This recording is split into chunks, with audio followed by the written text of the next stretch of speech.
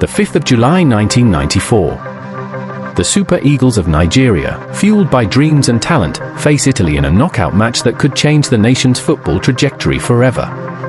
They took the lead through Emmanuel Amuneteke and held on for what seemed a historic upset, until Roberto Baggio looms in the dying minutes, scores to equalize, and converts a penalty in extra time to send Nigeria home. But behind the scoreline, there are decisions, choices, secrets, and allegations that have haunted this match for decades.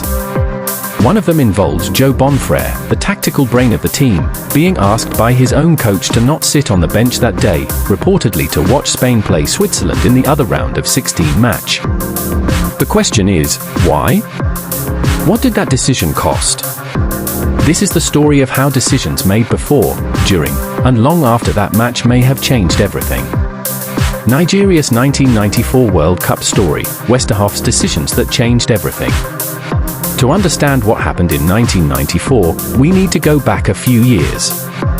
Clemens Westerhof, a Dutch coach, was hired by Nigeria in 1989. His vision was to build a disciplined, world-class team. Over the early 1990s, Nigeria improved steadily at the African Cup of Nations, culminating in their winning AFCON 1994. The Super Eagles were no longer underdogs. Alongside Westerhof was Jo Bonfrère, the assistant coach, the man many refer to as the tactical brain of the team. Bonfrère helped establish Nigeria's style, trained with Westerhof, and shared in the successes.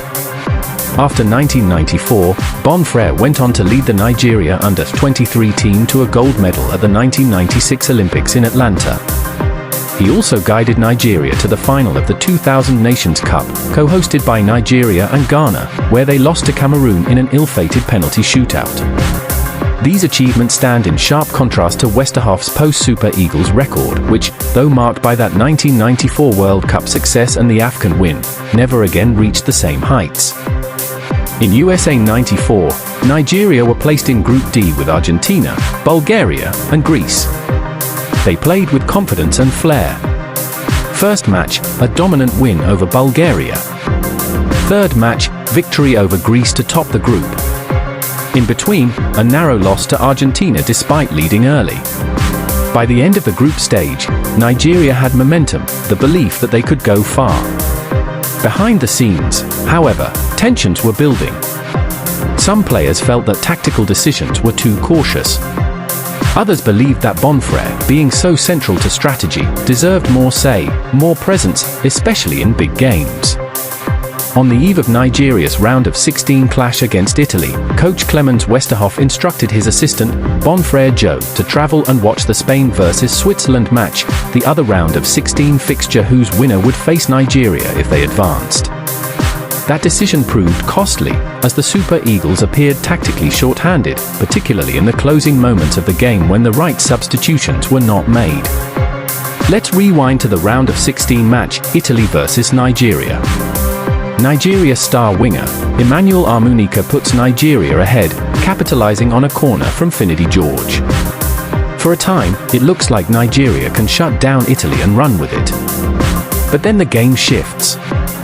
In the 34th minute, Daniel Amokachi, a key attacking threat, is substituted out, replaced by Mutiu Adepoju. Nigeria is leading. Some see this as an early defensive or cautious move. Later, at 57 minutes, Amuneteke, the goalscorer, is replaced by Thompson Olihar. Also, options like Samson CRCR and Victor Ikpiba remain unused even while Italy ratchets up pressure. Then in the last 10 to 15 minutes of regular time, Italy equalizes twice, Paolo Maldini for one, then Roberto Baggio's strike.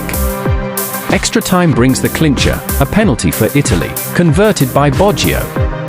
Game over. These tactical choices, early attacking substitutions and poor match reading, are widely criticized. Players later spoke of frustration. Many believe that if Bonfrère had been fully present, with authority on the bench, some of those decisions might have gone differently. After the loss, emotions came pouring out. Rashidi Yekini, one of Nigeria's greatest, reportedly said, "I never saw the ball under this coach." That quote captures the sense of players feeling sidelined, ignored, or unused. Discipline was a stick Westerhof wielded heavily. Curfews, strict rules. Some players resented it, feeling that it constrained them. There were reports of disciplinary punishments for staying out late, being out of line. Westerhof once quipped, "It's not the sex that tires out young players. It's the staying up all night looking for it."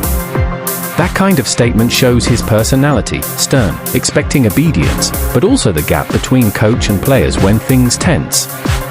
Then there's the question of favoritism. Some felt certain players got preferential treatment. Others claimed that Bonfrère, being tactical and competent, was not given full credit or role, that he was kept off when pressure peak moments came. In 2020, Jo Bonfrère made waves. He claimed that Westerhof had sold the Italy match for $100,000. Asked in interviews, Bonfrère said, "Everyone blames the coach. The coach did something wrong and we lost before the game started." He explicitly implies monetary corruption. Westerhof's response was swift. He publicly denied the allegations, called them false, and filed a lawsuit in the Netherlands. He won the case on defamation grounds. A court ordered Bonfrère to tender public apology to his former boss. Meanwhile, Bonfrère's own success after stepping out of Westerhof's shadow, the Olympic gold in 1996, the AFCON final appearance in 2000, raised the question, if he had been more empowered in 1994, how different might things have been?